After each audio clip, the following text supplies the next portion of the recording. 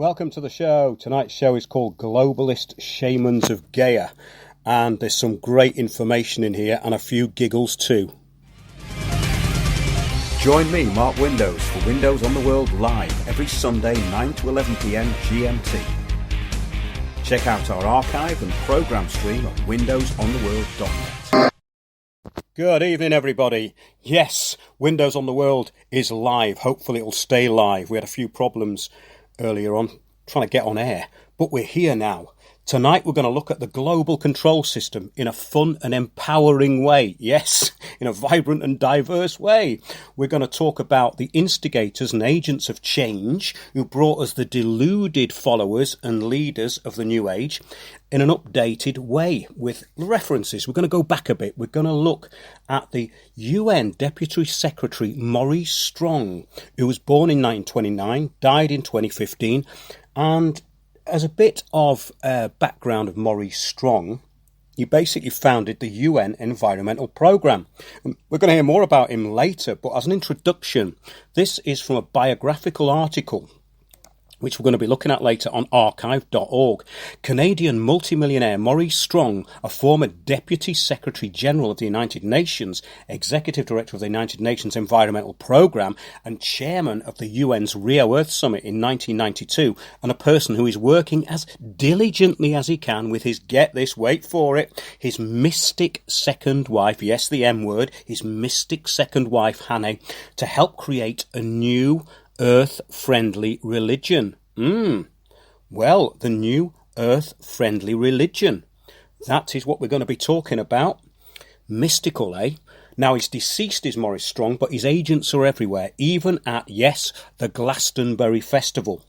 Now, Strong was responsible for implementing the New Age hive mind in some ways and the Earth religion, along with a few other very wealthy opportunists, including Al Gore, Edmund de Rothschild and David Rockefeller. Of course, this all comes back on the back of the New Age gurus such as Madame Helena Petrova Blavatsky, Annie Besant, and of course Alice Bailey. And we've done a great show called New Age Global Governance. It's also an article. And do have a look at that because it's got some amazing links as to how this whole thing works and goes into this key, which is the key to global governance. So, yeah, let's expand on New Age global governance. It's basically covers just about everything, going back into things like the noosphere and the technocracy movement. All of these things are interlinked and part of what's going on now. And we do like to give the bigger picture. But yes, first, Glastonbury Festival news. Now, David Attenborough praises Glastonbury for going plastic-free, it says here. The broadcaster and naturalist said his series Blue Planet 2, which detailed the effect of plastics on the ocean, had had an extraordinary effect. Now, this great festival has gone plastic-free, he said. That is more than 1 million bottles of water have not been drunk by you in plastic. Thank you. Thank you. Yes, David, as you know, dehydration is a key to population reduction. He carried on. The ocean covers 2/3 of this planet of ours. The land only covers 1/3 of the globe. There are 7 great continents on which we human beings live. Each of them has its own marvellous creatures, birds and mammals, animals of all kinds, and of course me. No, he didn't say that, actually. Each of them has its own glory. Each of them has its own problems. Oh, there's always has to be a problem, doesn't there? You know, there has to be a problem so they can solve it. But it says here, a huge roar greeted the environmentalist and television presenter, as he took to the stage in the afternoon to the sound of, wait for it, whale noises being played out of the speakers. Well, it probably sounded better than that Stormzy, who I believe, and this is more than a rumour, I believe that this character Stormzy referred to the wisdom of the great elder David Lammy. LOL, PMSL, LMFAO. Yes, that's all you can say to that. But opening the Glastonbury Festival, this is the important thing, were, wait for it, the Wisdom Keepers. Yes, I have a keen sense of irony, but this one might be pushing it. You'll find out why in a minute. While the mediocre rap act was on stage, there were wisdom keepers present. However, These UN-backed useful idiots masquerading in costumes, repeating what they have been told, basically along with a bunch of cliches, which is on their website if you want to have a look, wisdomkeepers.earth, and overusing and misrepresenting the words ancient, mystical, and consciousness, along with, of course, a peppering of awakening and spirit. Where would they be without these 5 or 6 words that they keep repeating constantly? They'd be nowhere. Well, actually, as we're going to find out tonight, they are nowhere. So they were in full flow at the mass indoctrination camp. They have workshops all the way through the festival, but they were there to open it. The ceremony of the wisdom of the ancients. Yes, the Wisdom Keepers. It says on their website, the Wisdom Keepers support team has wide and deep connections with indigenous groups worldwide throughout their work in the anthropological, shamanic, and, wait for it, yes, campaigning spheres. Yes, these are lobbyists. Shamanic campaigning, it does sound a bit corporate, doesn't it? Let's hear about them in their own words. This is from the wisdomkeepers.earth website. It says, carrying on the spirit of protest and rebellion across the UK's festivals this summer. What? Where? When? It carries on here. A group of, wait for it, 12 tribal leaders from indigenous groups around the world have come together to appear and speak about how we can reverse our climate emergency. It was going great up to that point, wasn't it? Until they mentioned the climate emergency. That has completely undermined them. So they're not wisdom keepers, they are useful idiots. Okay. So even the wisdom keepers have been brainwashed. Well, this is the brave new world, boys and girls. But let's get back to this. An interesting point that I picked up, right? A group of 12 tribal leaders. Now, this ties in with Freemasonic Rosicrucianism for all you esoterists out there. In Rosicrucianism, 12 is the number of brothers who hide the unseen 13th brother. So basically, the useful idiots are all up front, but who is behind them? That's the interesting thing. Well, we're going to give a bit of history lesson tonight, a history lesson about how billionaire charlatans are still running the show from beyond the grave. Yes, they have many hundreds and thousands of wisdom keepers, those who implement global policies on behalf of their puppet masters. Let's get back to the Wisdom Keepers website. For years, these wisdom keepers have been on the front line of climate change. Again, a huge disappointment for anyone with a brain cell out there. And have been fighting for an end to our abusive and extractive relationship with our only home. Yeah, this is the idea with some kind of cancer on the earth, whereas these bloody idiots are flying around on planes and driving everywhere, increasing our tribal footprints, putting on red Indian costumes at bloody music festivals, you know. I mean, what a joke. Okay, for years, these wisdom keepers have been on the front line of climate change. Indigenous populations, it says here, only make up 4% of the world's population. But they're the ancestral guardians of 80% of the world's remaining biodiversity. Are you talking about globalists here? Are you talking about the 99%? I don't think you're talking about these useful idiots with costumes on when you say that. You may be talking about people who live in the middle of nowhere in jungles, but they're not the ones implementing global policy, are they? So how is poncing about at festivals fighting anything? This is what I want to know. The worst revelation, really, though, is that they are pushing this climate change agenda for global governance under their real masters, the United Nations. But not for long. The United Nations want all of them in smart cities being surveilled by 2050. Or by 2030 if you're in Ireland. And remember, Theresa May, the treasonous, treacherous Theresa May, has signed all this off. By 2030, all our rights are going to have gone. Just check it out. Well, the voice of the ancients clearly do no research whatsoever, but worse is to come. They carry the most profound knowledge, it says on their website, really. They carry the most profound knowledge about how we can live with each other, wait for it, yes, sustainably and in harmony. The word sustainability. So that's smart cities, the Internet of Things, land grabs, the end of all private property, driving you off your ancestral lands. Are these wisdom keepers stupid? Yeah, definitely. Their PR campaign carries on and states, carrying on the spirit of protest and rebellion across the UK's festivals this summer, a group of 12 tribal leaders from indigenous groups around the world have come together to appear and speak about how we can help reverse our climate emergency. Again, 12 useful idiots spouting what they have been programmed to say. If these are the wisdom keepers, we've had it. It's a good job they are not, though, as it would be quite disappointing. So after 25 years of research, I now feel sort of overqualified for the job of a wisdom keeper. Well, that's a shame, really, because I'll have to save my costume for another gig. Disappointing, as I love that leopard print jacket, you know, and I haven't worn it for ages. Never mind. For years, it says, yes, they've been on the front line, but fighting this globalism, or whatever they call it. Basically, they're fighting climate change, really, which is a kind of oxymoron and doesn't make any sense. It's a logical fallacy. So they're fighting climate change, but really means poncing around in big tents and looking clever to a bunch of intoxicated heathens who are attracted to the words wisdom keeper written on a tent. Well, who wouldn't be? You see, if you were at a festival and saw wisdom keepers, you'd definitely go in, wouldn't you? I would anyway. I'd have to see what they had to say. They carry the most profound knowledge about how we can live with each other. Yes, we've already said that's in smart cities, sustainable development. Well, if they had a brain cell between them, they wouldn't have got the gig. That's what I'm saying. I'm saying these are beyond useful idiots. These are just programmed drones. I will prove this statement, though, in the show tonight, and I have some remarkable truths from these avatars of consciousness. Wait till you hear what they have to say. I've got a lot of it here. It's not too boring. I've cherry-picked the most important bits. And, of course, it's peppered with all the usual terms that we've come to know and get bored with. So a summer festival,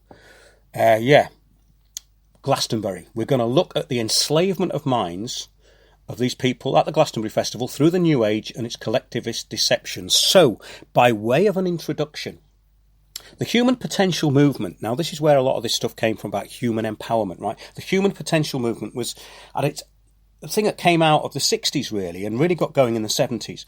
It had its emphasis on self-esteem, self-empowerment, self-realisation. It's all about me, it's all about self. It was created as a Western version of Eastern mysticism. And this cult-like, self-proclaiming bunch of people called yogis, or basically charlatans, who were promoted in the West. They were mostly sort of self-absorbed, controlling narcissists and sort of immune to the world around them. Interesting, basically, they're interested in worldly recognition, sex and power. That's really what these promoted gurus were all about. If they were true to their ideals, they would not have been so promoted by themselves, you see. See, for real gurus wouldn't promote themselves. You'd have to find them. That's the whole idea. A guru is to lead you into the light, but you have to find them.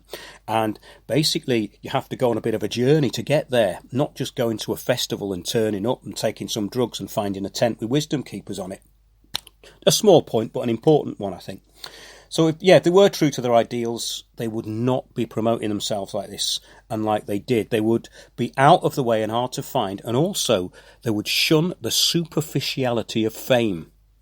Try telling that to Bhagwan Rajneesh. I think he's dead now, but I don't want to really be too critical of him. A lot of people quite like his work, but I mean, he was definitely a narcissist, as was the Maharishi and all the rest of them. All of those cross-legged people with beards, including, of course, Gandhi, who was a sexual pervert.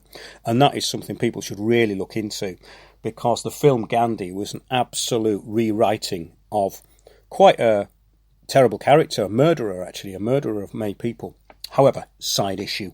The guru concept of the divine within, that we're all God, has basically spawned the cult of me, M-E, the now post-truth world where facts are refuted in favour of belief and opinion.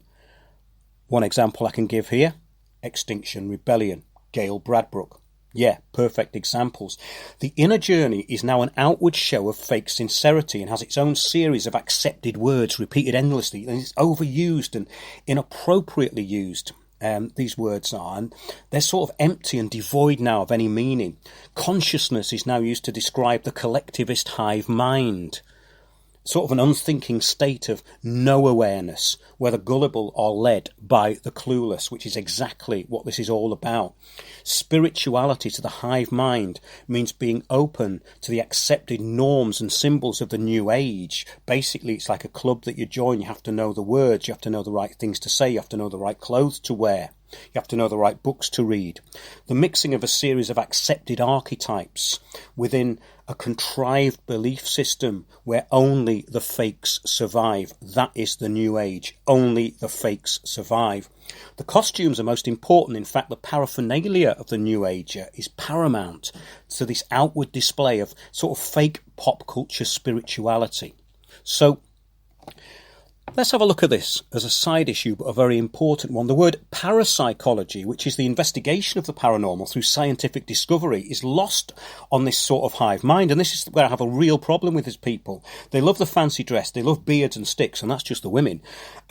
They love this kind of collectivism. But when you go on about anything kind of serious or that's really defined, they go blank and vacant, and they want to get back to talking about consciousness again, which basically means brainwashing, where anything that challenges this self-indulgent mental laziness is discarded as, negative, mainly because it requires using the mind and using clarity of thought. So that's a bit of a side issue, but Hinduism was deceptively packaged as the new science, and endless books of consciousness without awareness drivel. Basically consciousness, without any awareness. They talk about awareness, but they don't really get into the real issues of what this is about, the real scientific issues, the real kind of the stuff that the parapsychologists were doing to push this forward. It hasn't really been looked into since the 60s, and all these people are still around. But they're just ignored by this new age crowd. They don't dress up in costumes. They don't talk crap. They don't give them the right buzzwords. They don't talk about being spiritual and conscious and all the rest of it, empowered and all these sort of buzzwords. So they talk in simple terms. So the new agers don't like that.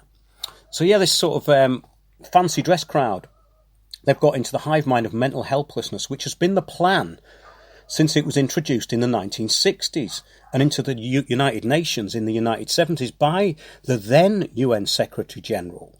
This basically is not Maurice Strong. We're talking about a chap called Robert Mueller. Look him up, Muller, Robert Mueller. He brought the Hindu and New Age cults to the forefront of this sort of UN brainwashing program of Gaia. Worship the earth while we take it off you. That's what it means. See, Gods of the New Age is a really good documentary called Gods of the New Age. And again, our article, New Age Global Governance, it really covers this stuff. I've read just about every author on this so-called science and spirituality deception, and realising basically it's about avoidance of everything that actually matters in favour of sort of acquiescing responsibility and indulging the self. That's what it's all about, creating a cocoon of safety, an artificial womb to retreat into whenever responsibility has to be taken, or rather given to someone else, which is the New Age way. But in the 1970s, the Maharishi found that the spiritual package wasn't working, this sort of spiritual idea. It was in the United States when he went there. So he used the scientific package. He used the idea of science and spirituality.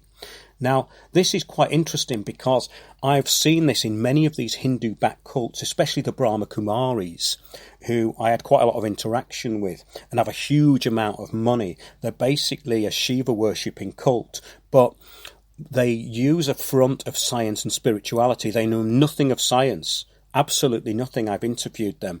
They think that scientists are egotistical and that they shouldn't be listened to. I mean, these people are taking us back to the Dark Ages. In actual fact, that is the mentality that's been instilled in them through this kind of interpretation of Hinduism. I'm not talking about all Hinduism here, because it's an ancient and massive culture and religion. It's not really a religion, it's a series of beliefs in a way. I mean, Hinduism is a massive subject, so I'm generalising here in the respect of the United Nations using it to push certain elements of it onto the New Age crowd. So it's still used today by these UN-backed Hindu-based cults like the Brahma Kumaris. So earlier, the scientific approach involved doing experiments, say on meditators. They were doing all these tests about meditation in the 60s and 70s. But now this area has been kind of ignored, and it's just about consciousness, the study of the out-of-body experience. All this stuff was fascinating. I've gone into it in so many different ways and from a lot of different angles, but using this kind of parapsychology approach, which makes it much easier to understand, less woolly and less banal. But yeah, it's all based on sort of Hinduism, this New Age religion, and neo-paganism, which is now basically this tool of global governments. So the loss of individual rights to the collective, the loss of inalienable rights to group consensus. All this is steered by those trained in psychological nudging and basically blatant deception, although those doing the deceiving are themselves being deceived as they have lost their divinity, basically, their ability to realise through revelation. It's a result of real awareness and consciousness that you get this revelation. So the New Age kind of shuts them off from that, in my experience of it. The Roman maxim, let he who is deceived be deceived, could have been written by the billionaires and social engineers who launched the cult of New Age in Gaia. That's the worship of Mother Earth, which is from the Greek Gaia, Gaia, to control the minds and lives of the inhabitants of good old Pachamama, Gaia, also known as planet Earth. Yeah, it's all about a control system. Basically, let he who be deceived, and the New Age is full of deception. So, are we now waiting for the new Maitreya? This is meant to be this new leader, this new world leader who's going to be an embodiment of the Buddha and Jesus Christ and Muhammad and whoever else you want to put onto it, whoever else you want to attach into it in your artificial womb. It'll be a world leader, the Maitreya. This was advertised as a world leader which the globalist will use to bring in the whole of the planet, under strict totalitarian control. It's actually the UN are doing the job just fine on their own. They don't need the Maitreya. The UN are the Maitreya. That's what they are. They have loads of Maitreyas. Well, we've just found 12 of them at Glastonbury, haven't we? The wisdom of the elders. So yeah, that show, New Age global governance, really does explain this totalitarian template. But the direct opposite to New Age self-indulgence, this is an interesting one, is Zen Buddhism. That's where the teacher uses a series of tests to see if the student has connected the dots. It's like a moment of revelation. They basically test you to see if you pick up what you're meant to be picking up. They don't give you any answers. It's up to you to see the solution and the answer. It's a very clever way of teaching, and the realizations only come in these sort of moments of revelation. It's up to the student, to achieve this, not by indoctrination with sort of fuzzy feel-good words, but in sort of a eureka moment, a moment of real inspiration, where the universe sort of connects the dots after the brain has assimilated the information. Now, this is a million light years away from the New Age belief system, as brought to you by the UN and its NGOs, and of course its elders. In New Age cults, the student is taught to rely on the hive mind of the group and the way they feel and how empowered it makes them feel. That's a really important point, that. This is all opposite to what the student believes is happening, that they are becoming enlightened when it appears to anyone observing that they're just being mentored into collectivism without individual thought. So, like the background of the present practitioners of collectivism and the uniform political ideas, the likes of Extinction Rebellion, and the ideals of, in reality, fake green Gaia movements and its trained UN facilitators and useful idiots, is basically what this is all about. Let's go on now to Gail Bradbrook. This is quite an interesting thing which ties in exactly to what we're talking about here. This is from Animal Activist blog, it's called. It says, Gail Bradbrook, the main founder of Extinction Rebellion, is also into the New Age spin and its collectivist hive mind, where facts do not matter. Let's get into the article, because it's all about her theory of social change. This is, as I said, on animalactivist.org. It says here, the co-founder of the climate change group, which brought London to a standstill, is an animal rights activist who admits she took mind-bending drugs and describes herself as a neo-pagan. That's actually meaningless. Neo-pagan is meaningless. Dr. Bradbrook, 47, from Stroud, Wiltshire, says she has been involved in a lot of different things to make the world a better place all my life. So all her life she's been striving to to make the world a better place. So what happened in the last 18 months then? I don't know. She has now threatened further action. Get this. Wait for this bit. She's now threatened further action unless her climate change demands are met. Did I just hear her say her? Not our demands. Her demands, which are being implemented through group consensus. She describes herself, yes, as a neo-pagan, and said on a podcast that she has decided to become an activist. When? When's she going to become an activist? As a direct result of taking huge doses of two powerful psychedelic drugs. Brad Brook, who has two sons, aged 10 and 13, flew to Costa Rica a few years ago to take a dose of ibogaine, a hallucinogenic shrub found growing in West Africa. The mother, who has a PhD in molecular biophysics, also tried ayahuasca, a highly toxic, mind-bending potion made by Amazon jungle shamans. She said the drugs rewired her brain and gave her the codes of social change. Now, I don't know anyone who's taken that ayahuasca who said it rewired their brain and gave them, well, they may say it's rewired their brain, but I've never heard anyone say that it gave them the codes of social change. This is total brainwashing. This has got nothing to do with anything. This is to do with what she's been mentored into. These are the words that have been put into a rather inactive and minuscule brain by somebody else. The codes of social change. In other words, globalism and globalist objectives. Afterwards, it says here, she ended her marriage. Typical. That is so typical. So she found out, yes, I've really got to be free now. I'm going to leave my children. I'm going to leave my husband. And I'm going to become an activist with Extinction Rebellion. In other words, throw all my responsibilities away and basically indulge myself with fake activism to make myself feel good. It's very... So basically, she holds... Right, get this bit. You're going to love this one. She holds mystic moon circles with female colleagues inside a teepee, at which they ingest another natural drug, mugwort, which it says here was used by ancient Celts. Now, that's very vague, and the use of ancient and Celts is also extremely overused. The ancient keeps things general and not specific, and Celtic refers to a huge area and bunch of people. It doesn't actually refer to anything absolutely specific here. Brad Brook has claimed that here it is, and here's the brainwashing coming in. Here's what she's opened her brain up to. Brad Brook has claimed that warming in the Arctic will cause the collapse of the food system in just 3 years.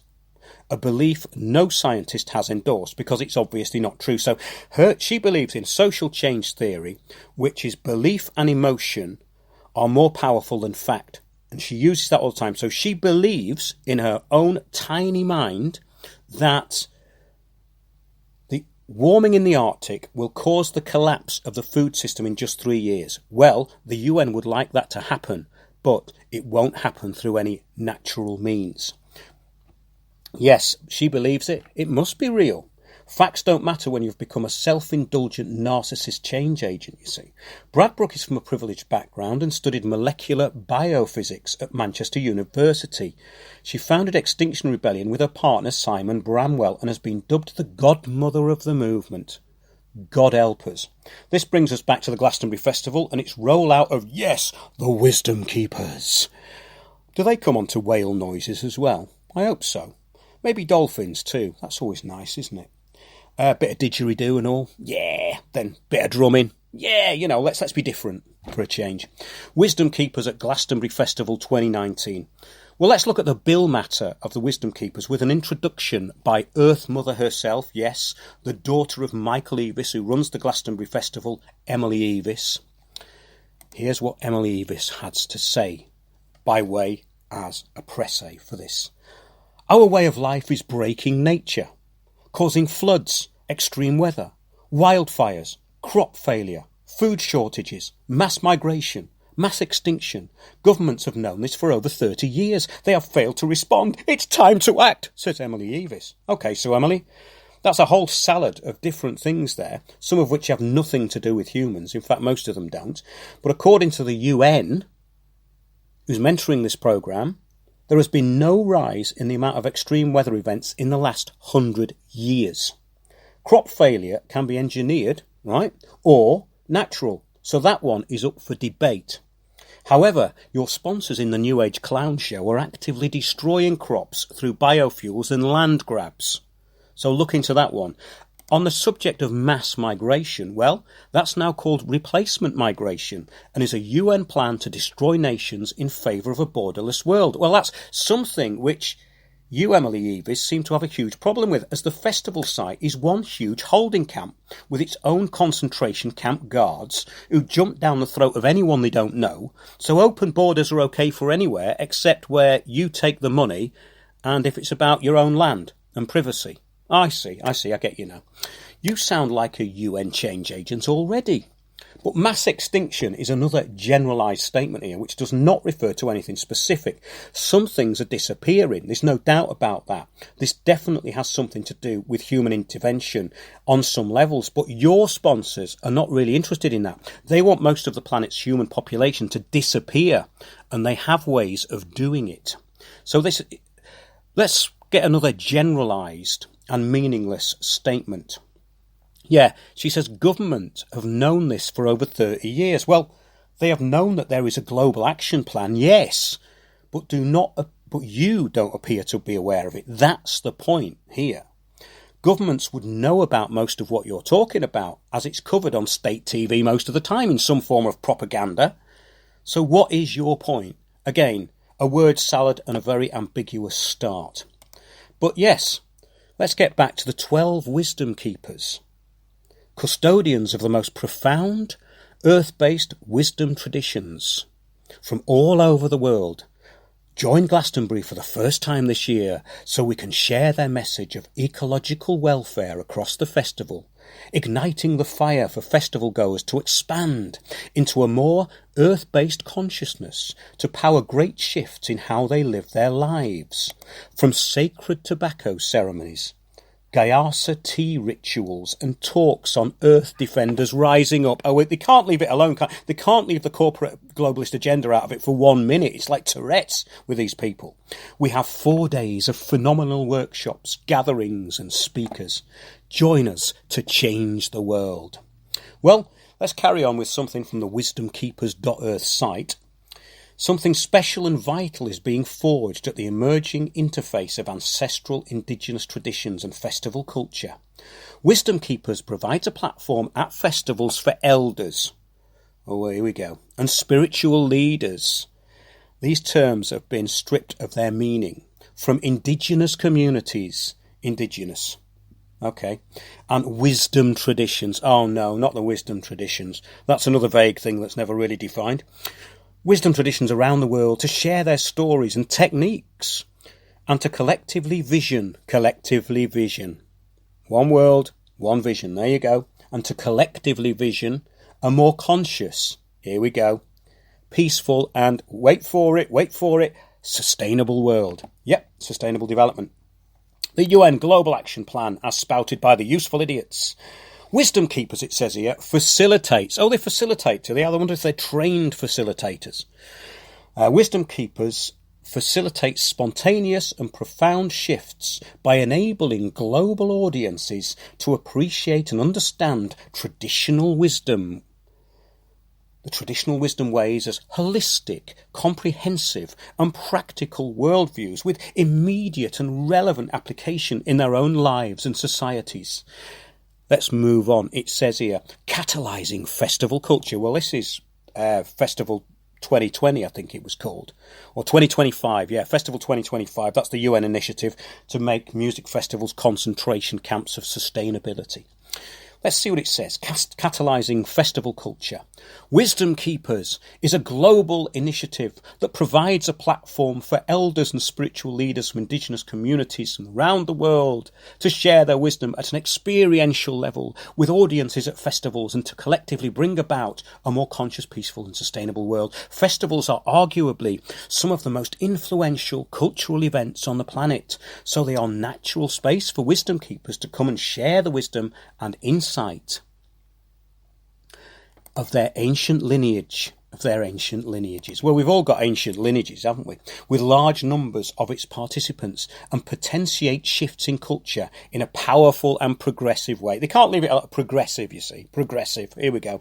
Wisdom Keepers facilitate these spontaneous and profound shifts by enabling global audiences to have first-hand experience with these traditional wisdom ways, and so come to appreciate and understand them as holistic and comprehensive cosmologies, philosophies and worldviews with immediate and relevant application to their own lives and societies. Yes, let's save the world by saying that the climate's changing and the weather's gonna kill us. Working in partnership with the producers of some of the world's largest and best festivals. Isn't that a disappointment? The mission of the Wisdom Keepers project is to seed this practice in the DNA of festivals around the world. Is that creepy or what? Well, it is to me. Our intention is to continue this work hand in hand with major festival organisers to create powerful programmes substantively woven into the fabric of the various events, to continue the journey of forging a very fruitful marriage between modern festival subcultures at the cutting edge of consciousness, exploration and representatives of surviving indigenous traditions. What a bloody useless and meaningless word salad this is, which are intact and strong. Both are vital ingredients in the cauldron. Oh, they've got to have a cauldron, haven't they? Where the potent imagination that creates the future is brewed. Yes, smart cities. That was Eric Madden, Wisdom Keeper of the Celtic and Druidic Traditions of Northern Europe. Well, that's another suitably vague title, as no one knows anything about the Druids, right? You try and find anything about the Druids, and all you'll find is what the Romans wrote about them. And the Celts is another vague term referring to a quite large group with many differing traits. Okay, so it's all vague and meaningless and a word salad, right? But it's interesting that there are 12 wisdom keepers. Yes, a bit like the Rosicrucians. Yes, the rising of Lazarus and the blending of Cain and Abel with the sons of Set. Fire and water mixing together, the sons of Cain using Abel and Set as their tools to create a world, creating this blend of fire and water. That's what Rosicrucianism is about. So this does sound as though it has some influence, the Rosicrucian Brotherhood, which is very interesting and the subject of one of our shows, actually. You can go back and look at that, which is basically all about occult Freemasonry. But the 12 brothers, remember this, the 12 brothers, the 12 useful idiot elders hide the 13th brother who is never seen. So the real control is out of sight. And this is the template for all New Age global governance. Everything is out of sight. You just put the idiots on show. You put them in there with their costumes, with their face paint on in their daft costumes. That's what you do. And they're the elders. That's basically the structure of the Rosicrucians. Yes, the 12 brothers hiding the 13th brother. It's just a template for governance, though, so let's keep the word mystical out of it, shall we? I'm not going to use the word mystical in connection with the Rosicrucians, because they use it all the time. So let's see what one of these agents of the Wisdom Keepers has to say. Now, you're going to love this. This is from the website of the Wisdom Keepers, or as they are known to their sponsors, the terminally but willingly brainwashed puppets of global governance, who, despite having channeled thousands of years of ancient knowledge, still believe in the UN global warming taxation and control agenda. No wonder they all died out, and there's only a few left, really, is there? Is it, The sacred website of the mystical morons quotes a woman called Gaia. Of course, she's probably called Janet or Mandy or something, in an interview. She was the originator of the... Wait for this. You're going to love this one. She's the originator of Maya Tree Breath. She's the originator of the Maya Tree Breath program. I'm sure you can get a mouthwash for that anyway, so nothing to worry about. She goes on. She definitely knows her stuff, this woman, this Gaia, the founder of the Maya Tree Breath project. She carries on here. I've cut the boring bit out. And certainly with climate change and everything that's happening right now, as my Kogi elder says, the ending is falling into the beginning, and it will fall into the beginning in 2026. Oh yeah, I know. A prediction. Yeah, we have them a lot, don't we? And it will roll out into this new story that the Earth is bringing through those individuals, meaning her, of course, and organisations, meaning the UN, and movements, meaning Extinction Rebellion, that are based on original principle being the heart, reciprocity,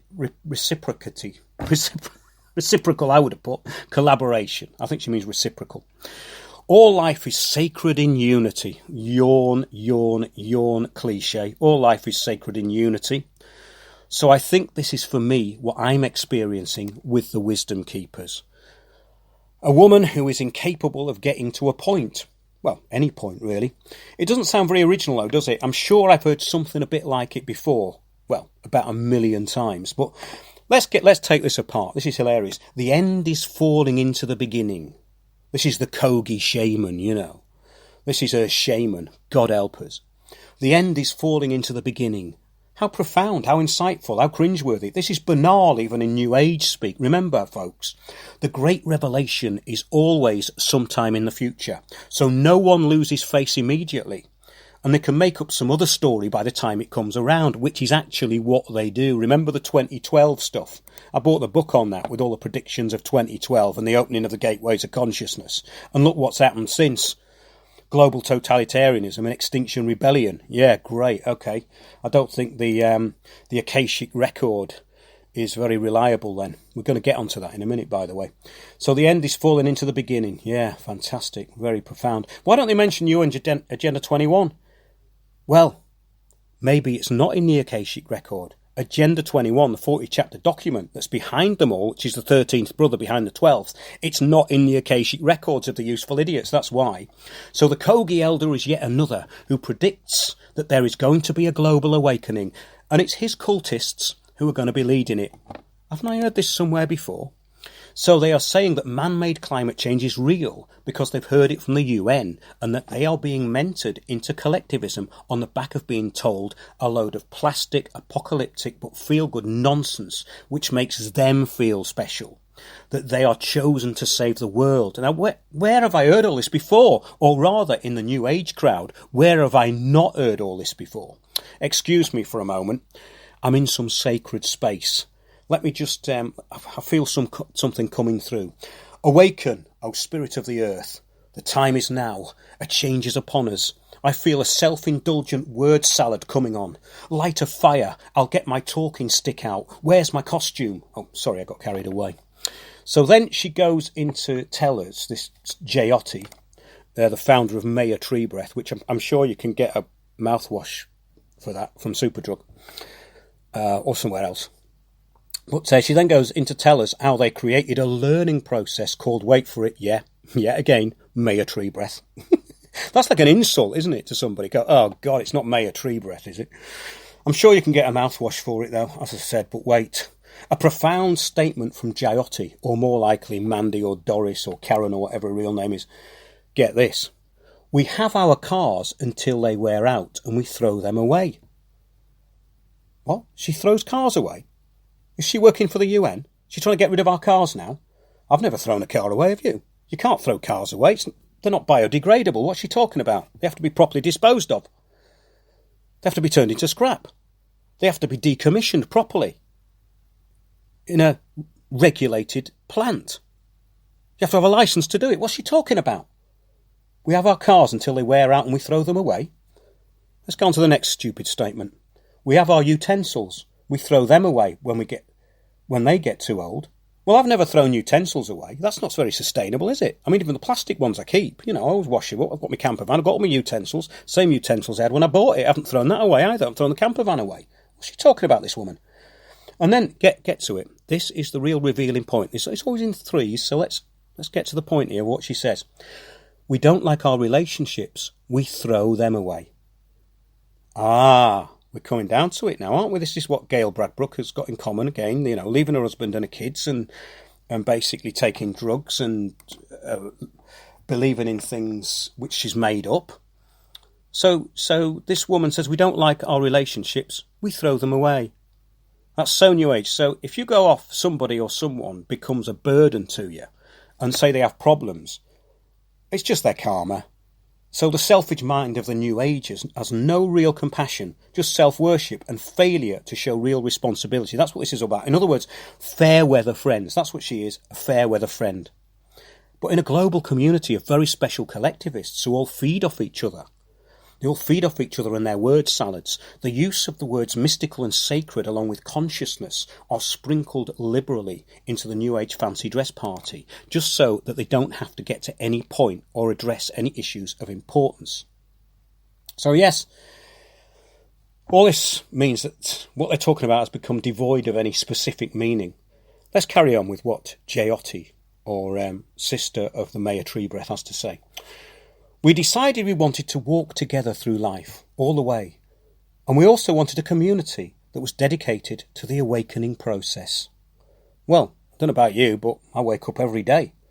So we could be conscious individuals. Oh, that word, the C word again, that they've absolutely ruined.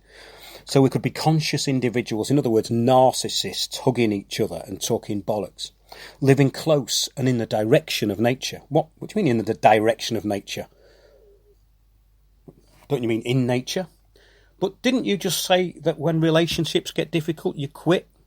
You quit them and they're not your karma and all that, and you think about yourself. I wonder if they're all awake as this particular wisdom keeper. But you thought that was mind-blowing and profound. Well, no, you didn't really. But if you did, wait for the next bit. Wait for this. You're going to love this one. Jyoti, the questioner asks, tell me, what does sacred mean? Jyoti says. Maya Tree Breath responds, that's a really good question. Yeah, it is, okay. But she isn't going to give you a dictionary definition, that's for sure. Sacred. Here's what she says. Remember, the question is, what does sacred mean to you? Sacred. If I were just to go into that space of sacred, she pauses, for effect here, obviously. You know, for me, our language sometimes leads us to so many different understandings of perception. Well, that's another word salad, but still no answer. Carry on. So for me, sacred is something that doesn't have words. No, sacred is a word. Just because you have no cognitive abilities, don't try and slide out of it by saying it doesn't have words. It is a word. It's one word. So she's asked you, what does sacred mean to you? Still no answer. Let's carry on with the word salad. It's something that we experience with our whole being. Okay. If you can imagine sitting in the redwood forest here, where some of the trees are thousands of years old, very big and majestic, and the sun shines through, and you can feel God speak in them, and you can feel the fairies running around playing in them. You can feel life buzzing all through it, and it opens a door to majestic space that every single one of us have in our heart. And when that heart opens and that presence arrives, that's sacred. I see. I think we have a problem with definitions and mental clarity here, but there is more to come. And this woman believes in fairies. I'm not saying they don't exist, but we're not really getting to the point of what sacred means here, are we? We're not really getting anywhere. For me, she says, and I think that's a general way that I would start a discussion. Well, it doesn't get any more general than this. So when asked the meaning of a word, you start a general discussion. That's what she's just done here. She says, I think that's a general way that I would start that discussion. No, she's been asked the question of what does sacred mean to you? And all of a sudden it's a discussion. And she's going to address it in a general way. So when asked the meaning of a word, you start a general discussion. I don't do that, do you? I don't start a general discussion. I try and interpret what that word means or give a proper definition, which is what she's been asked to do, but failed miserably to do so far. Is this why there have to be facilitators creating a group consensus, I wonder? So maybe you need a steering group to facilitate you. A discussion on the definition of a word. Okay, let's carry on with what she says. Now, this is important because it really does give you an insight into the mindset of these useful idiots. Elders, you know, the wisdom keepers. She carries on, but I think it is a needed discussion right now. Remember, she's been asked the meaning of sacred. And it's a needed discussion all of a sudden right now because all life is sacred. Yeah, but can we have a meaning, please? And we've come a long way from that understanding. And as the Kogis have said, we're returning now to that original place where we will once again regard all life as sacred. Wait a minute. Several word salads later, we still haven't had a definition of sacred. So getting to a point or any point is not relevant. The question is now up for discussion. Wait a minute. Pass the talking stick and give me a go. Okay, talking stick goes to Windows on the World. Sacred. considered to be holy and deserving respect, especially because of a connection with a god, as in sacred relics, sacred temples.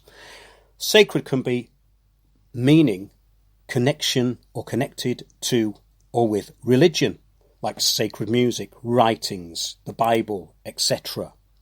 It's considered too important to be changed, is an interpretation of what sacred can be. So there you go. So I've got the talking stick now, JOT, or tree breath, and that was quite simple to me. So there you go. But that was the general meaning. The wisdom keepers have to tell you what it means to them, you see. So let's have a go. Pass the stick again. I'm going to have a go at defining the word sacred in their terms, right? Let me have a go.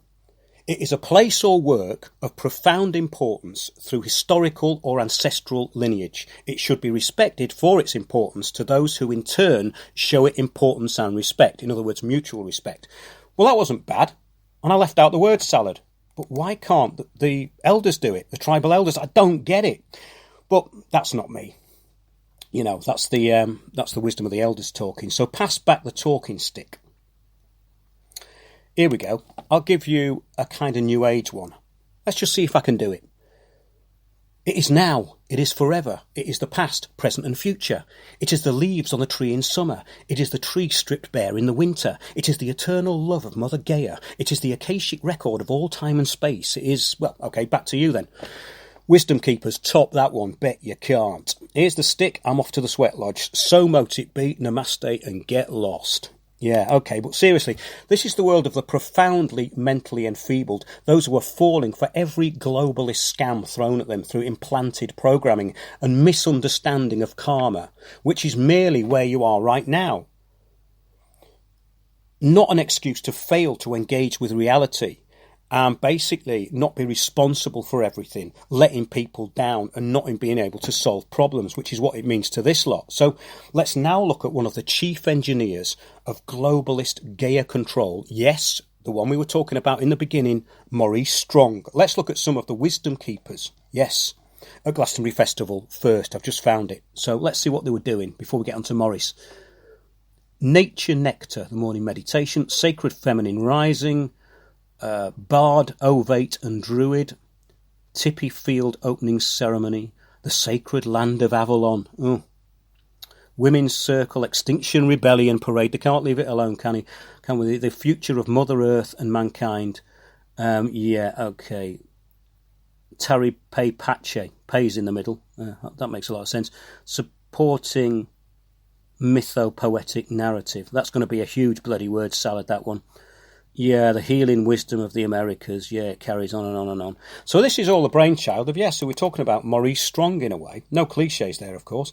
The wisdom of the ancients has been dumbed down by the over-entitled. So it's all very fluffy. But behind the fake spirituality and plastic shamanism, there is the giving up of all rights into universal law. This is what they're after. They do a talk on universal law. And this is where Maurice Strong comes in. All of this is about globalist control. So universal law. What it's meant to mean in law and ethics, universal law or universal principles refers as concepts of legal legitimacy. In other words, like natural law, really. But they've kind of hijacked it, whereby those principles and rules for governing human beings' conduct, which are most universal in their acceptability, their applicability, translation and philosophical basis, are therefore considered to be most legitimate. Now, this is basically the hijacking of natural law. One type of universal law is the law of logic, which prohibits logical contradictions known as sophistry. Universal law, the law of logic, is based upon the universal idea that logic is defined as that which is not illogical. Well, they're going against universal law, these people. There's no doubt about it. Let's get on then to the granddaddy, one of the granddaddies of all this, Maurice Strong.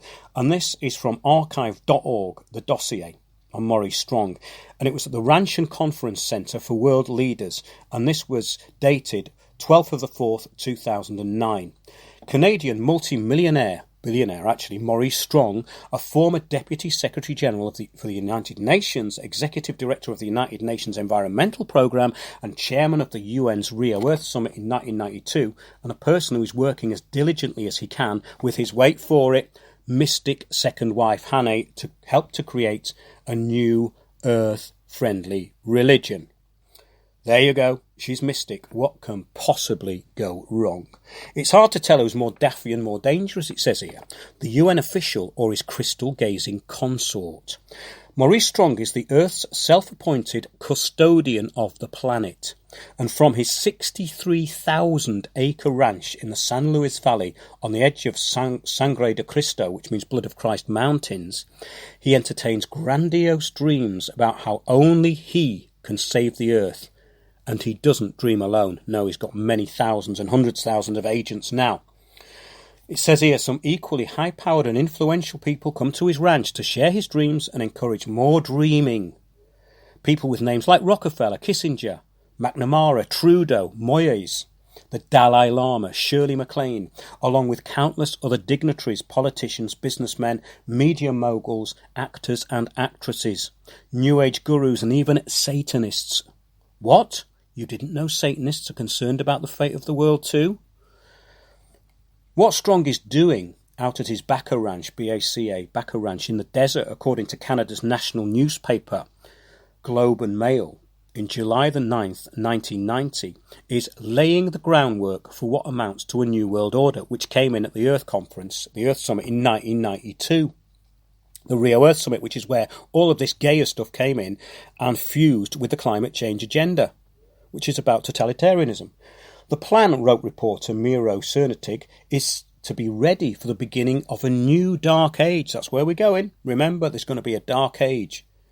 They're going to enforce austerity and power cuts and lack of travel, lack of means of travel.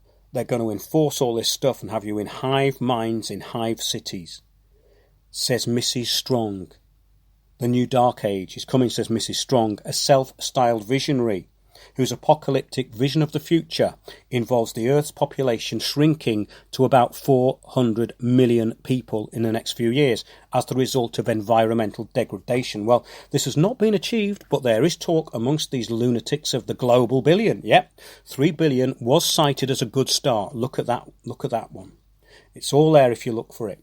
It carries on. The Danish-born Mrs. Strong, who believes she has lived thousands of years in other lives, oh, here we go. Reincarnation is a huge part of this scam.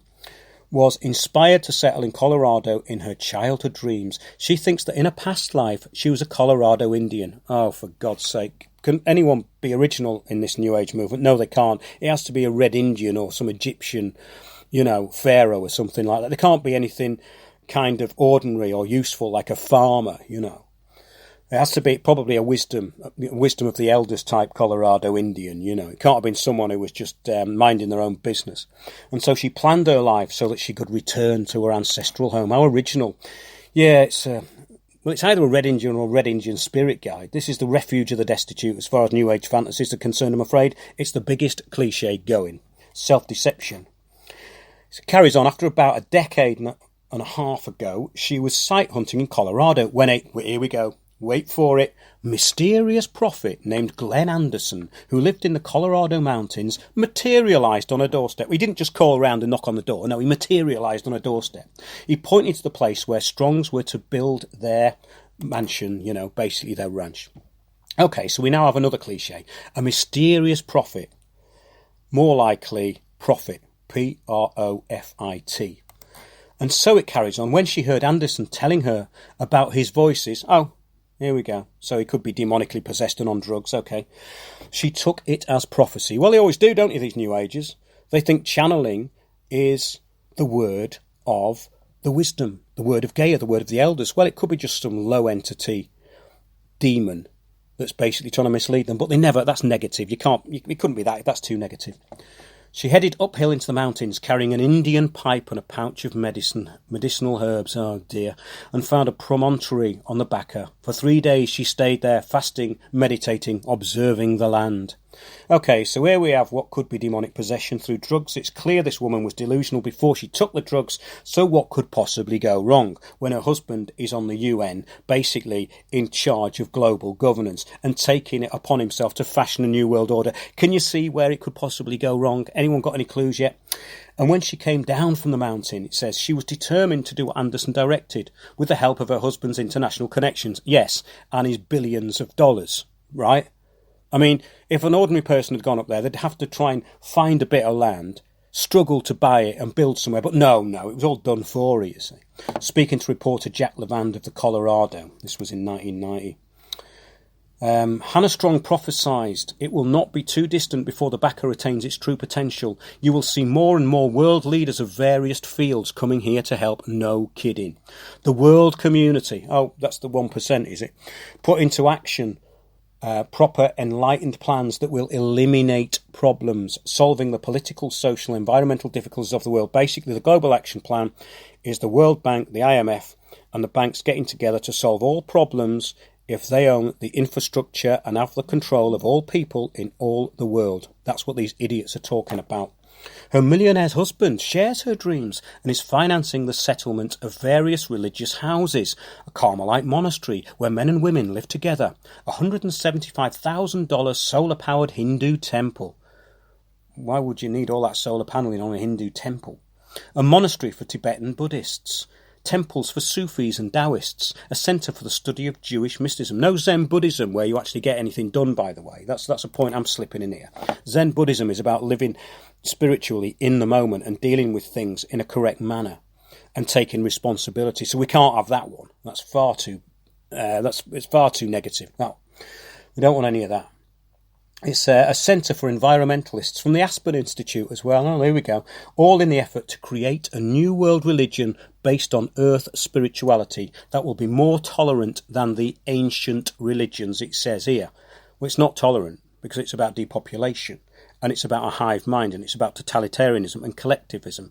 You have to be inside the accepted corridor of political and New Age opinion. Otherwise, you're negative and you're going to be eliminated. Hammay calls the Valley of the Refuge of World Truth. It calls it the refuge of world truths. Oh dear. And Colorado correspondent says the place is growing by leaps and bounds. I bet it is. Can you imagine all those people going up for their weekend? God, yeah, well, most people would go, wouldn't they? It will appear more tolerant, but it is totalitarian, with an iron fist for those who desire inalienable rights and individual rights over collectivist communism or communitarianism, take your pick. It says here, once the religious component is in place, the Strongs think, corporate and political leaders will follow, making the Backer complex the Vatican City of the New World Order today. Remember the papal bull of 1302, Unum Sanctum, that put the whole world in trust until Jesus or a higher power comes back to the Roman Church, basically owning everything on the planet under an assumption. As I say in my talks, the Global Action Plan of Agenda 21, Agenda 2030 is exactly the same as Papal Bull Unam Sanctum, but an updated version.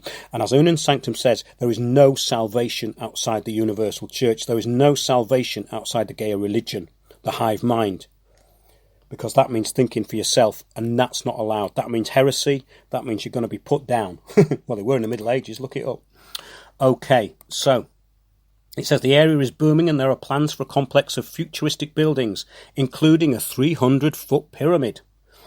Making his mark on the world, just who is Maurice Strong is the next section in archive.org. Maurice Strong.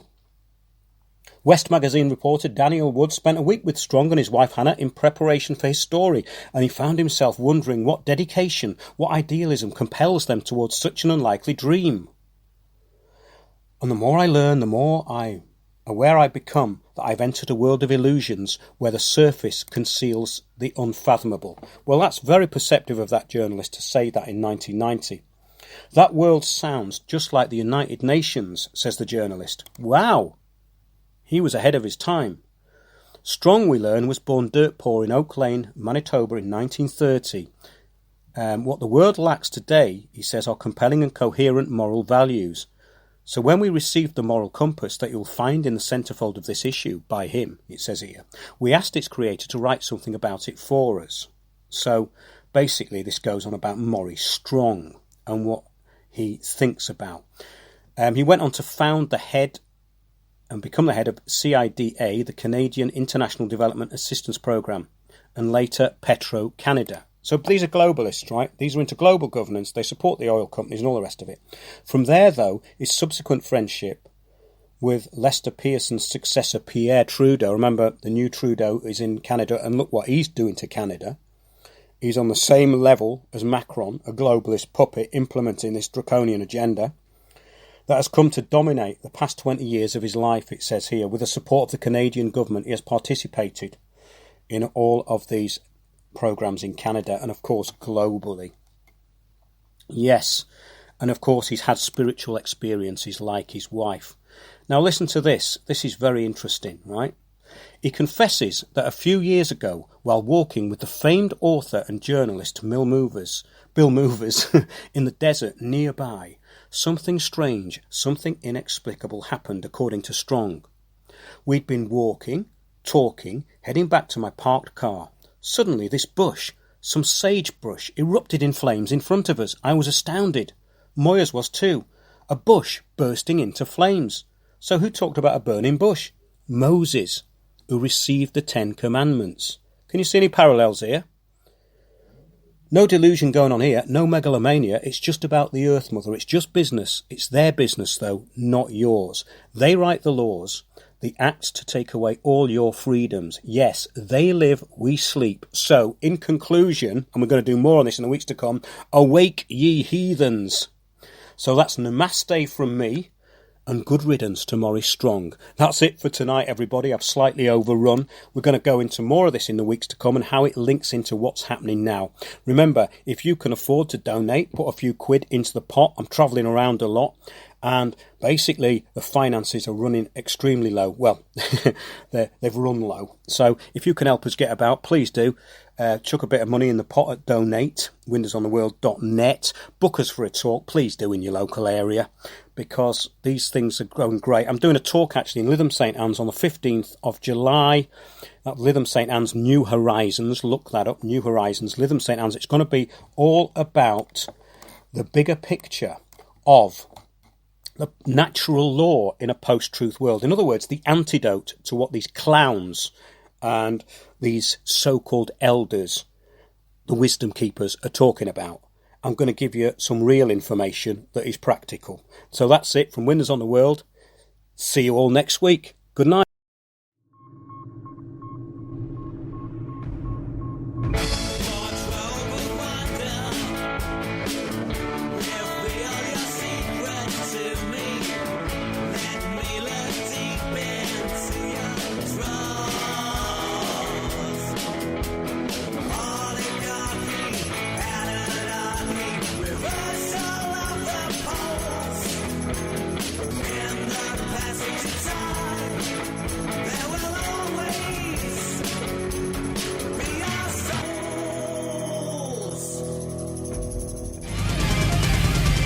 Join me, Mark Windows, for Windows on the World live every Sunday 9 to 11 p.m. GMT.